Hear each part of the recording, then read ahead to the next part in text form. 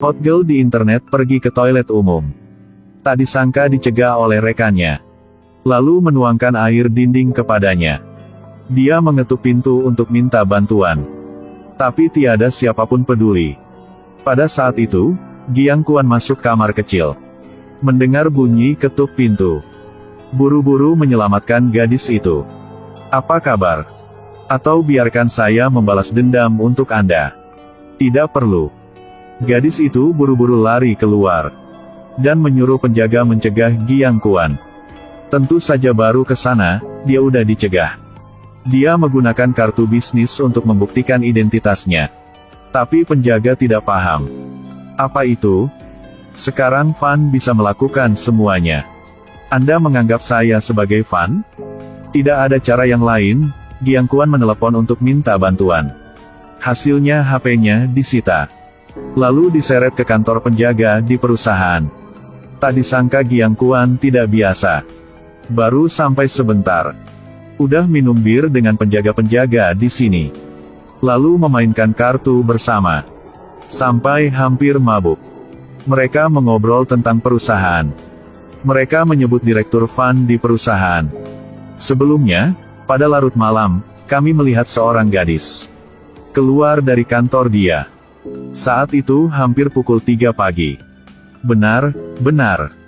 Saya menyuruh bagaimana ada seorang gadis keluar pada larut malam.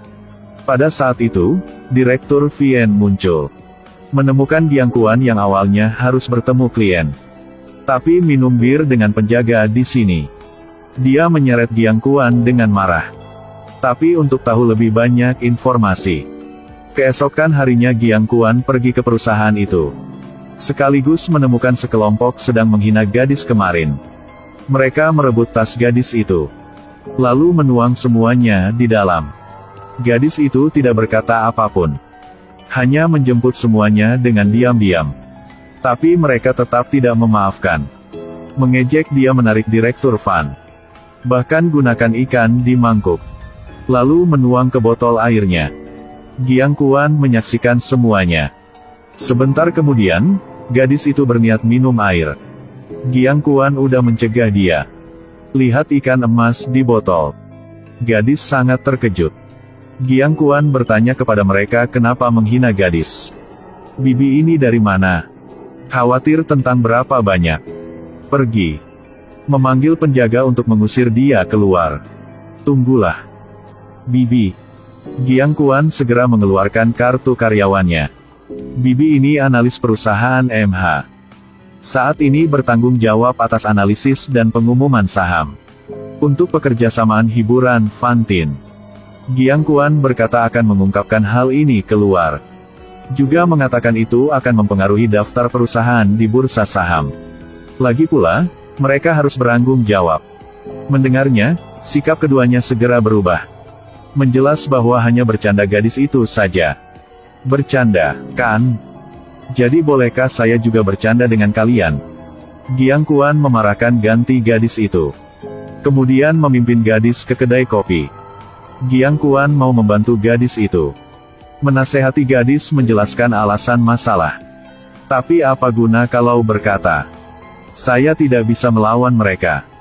Kenapa Anda tahu tidak berguna? Giang Kuan menasehati gadis berkata kebenaran. Kalau tidak akan terus dihina. Bahkan mungkin ada banyak orang sama. Menjadi korban. Jadi, dia memutuskan berkata.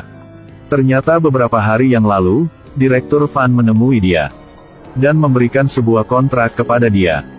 Dia berkata hanya perlu menandatangani kontrak ini. Yakin dia lebih terkenal. Saat dia membaca kontrak. Direktur Fan memasukkan obat ke gelas. Dia tidak tahu sama sekali. Sehingga minum air di gelas itu. Kemudian, Direktur Fan mulai bertindak. Dia pusing sehingga tidak bisa melawan. Fakta bahwa Direktur Fan memperkosanya. Kemudian, Direktur Fan mengancam dia berkali-kali. Tapi dia udah merekam voice. Dan memberikannya kepada Giang Kuan. Tak disangka pertemuan mereka. Udah difoto dan dikirim kepada Direktur Fan. Direktur Fan memanggil Giang Kuan ke kantornya. Meletakkan uang di meja. Berharap Giang Kuan tidak berhubung masalah ini. Tak disangka Giang Kuan udah merekam voice. Lalu meninggalkan. Tapi pergi belum jauh. Maka ada seorang aneh muncul di belakang. Berikan hakmu. Kamu mau tinggal di rumahku, kan? Kita seorang laki-laki dan seorang perempuan. Bagaimana bisa tinggal bersama? Apa laki-laki dan perempuan? Bagaimana kita sebagai laki-laki dan perempuan? Kenapa tidak bisa memanggil sebagai itu? Itu. Juga kaum perempuan. Baiklah, biarkan ia tinggal. Kamu pergi saja. Direktur Vien impoten. Hanya bisa bercerita semua kali dia udah bantu Giang Kuan. Jadi, dia setuju untuk mengucapkan terima kasih kepada Giang Kuan. Direktur Vien dirinya udah memasak makanan yang lezat. Baru makan, mereka udah merebut. Dia segera berpura sakit perut. Giang Kuan biarkan dia duduk. Dan berkata bahwa dia akan mencuci piring. Direktur Vien segera sadar. Sekarang Giang Kuan tahu dia ditipu. Pada malam hari, Giang Kuan khawatir tentang kesehatan Direktur Vien. Tidak bisa tidur di sofa. Sehingga memutuskan menyerahkan tempat tidur. Direktur Vien langsung pergi ke kamar. Lalu mengunci pintu. Membuat Giang Kuan tidak berkata apapun. Direktur saat ini. Semuanya menjaga dirinya seperti ini, kah? Sampai larut malam, Direktur Vien keluar dengan diam-diam. Menutupi selimut untuk Giang Kuan. Lalu kembali kamar. Tak disangka Giang Kuan udah bangun. Dia tersenyum. Dini keesokan harinya. Giang Kuan berniat mencari pakaian untuk Direktur Vien. Tapi dia buru-buru mencegah. Hasilnya mereka tanpa sengaja mencium. Giang Kuan malu sehingga buru-buru pergi. Pada saat ini, Direktur Vien mengeluarkan sebuah kotak dari lemari pakaian. Ternyata dia takut Giang Kuan menemukan. Kotak penuh memori antar mereka. Adegan tadi membuat Giang Kuan khawatir. Bahkan saat melapor, dia juga bingung. Membayangkan Direktur pergi ke tempat dia. Dia tanpa sadar mengerutkan bibirnya. Giang Kuan, apa yang kamu sedang lakukan?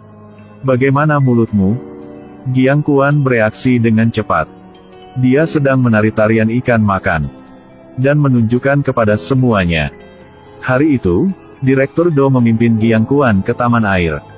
Kemudian, Direktur Vien juga muncul. Lihat keduanya intim. Dia segera menyuruh anak kecil menabrak mereka. Dan berjanji akan membeli permen untuk bocah itu. Bocah segera menabrak Giang Kuan. Berbalik dan bertanya. Paman. Jangan panggil. Anda udah lihat saya menabrak, kan? Direktur Vien terungkap sehingga pergi ke sana untuk salam. Bukankah kamu tidak pergi? Aku pergi ke sini untuk beli ikan. Membeli ikan di taman air. Direktur Vien masih bertengkar. Giang Kuan siap pot. Mengajak Direktur Vien makan bersama. Hasilnya, Direktur Kie menerima telepon. Giang Kuan cemburu. Melempar pakaian Direktur Vien. Tak disangka menemukan kotak tersebut. Saat bukanya baru menemukan. Di dalamnya penuh foto mereka. Dia memegang sebuah foto. Lalu lihat anjing di rumah. Ternyata anjing yang dia menjemput pada 10 tahun yang lalu.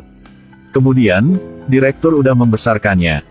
Dia menemukan sebuah surat di dalamnya. Surat cinta ditulis oleh Direktur Vien kepada dia saat masih belajar di sekolah. Aku tidak mau meninggalkanmu. Sebelum aku pergi, aku mau berkata kepadamu satu rahasia. Rahasia yang hanya seorang bodoh sepertimu tidak menemukan. Aku selalu mencintaimu. Pada saat itu, dia menangis. Giang Kuan ambil mantel dan lari keluar. Dia lari di dalam salju. Pergi ke depan Direktur Vien. Tak disangka dia bilang cinta dulu. Giang Kuan. Aku tidak mau tunggu lagi. Vien Soai. Aku mau menangis. Direktur Vien menutupi mata Giang Kuan dengan tangannya. Lalu mencium di pipi Giang Kuan. Tentu saja, hal yang paling membahagiakan adalah orang yang kamu suka juga menyukaimu.